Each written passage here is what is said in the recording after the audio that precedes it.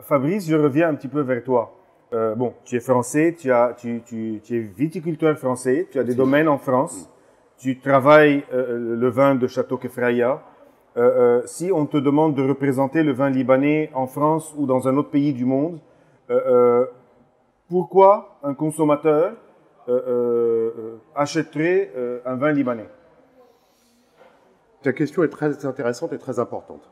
Aujourd'hui, un vin libanais est un vin qui bénéficie d'une histoire très largement ancrée. Comme je dis souvent, c'est le premier monde viticole, le Liban. Ce n'est pas du tout un vin du Nouveau Monde, au contraire de ce que certains pourraient le croire. Le vin libanais a su, en raison des arguments que vient de nous donner Fawzi, se positionner directement sur des vins de très haute qualité. C'était la seule manière de pouvoir exister.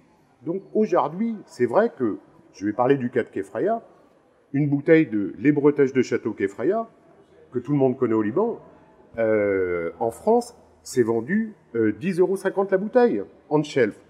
Ça signifie que quand on vend à 10,50 € la bouteille, on est au double du prix médian des vins français. Oui. Aujourd'hui, en France, dans une même appellation, un Bordeaux, on peut trouver un Bordeaux à moins de 1 € la bouteille, jusqu'à des Bordeaux qui vont coûter plus de 5 000 € la bouteille. Pourquoi?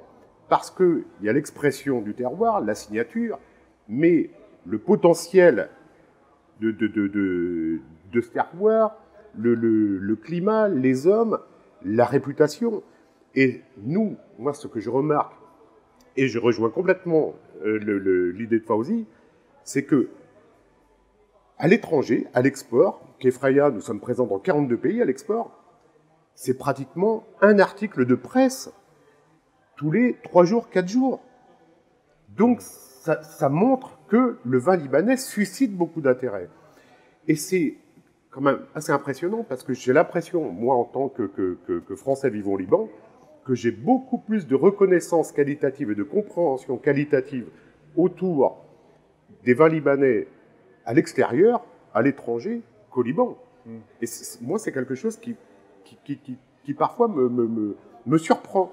J'ai presque l'impression que les gens au Liban sont en manque de fierté des produits qu'ils ont la chance d'avoir sur leur terroir, sur leur territoire.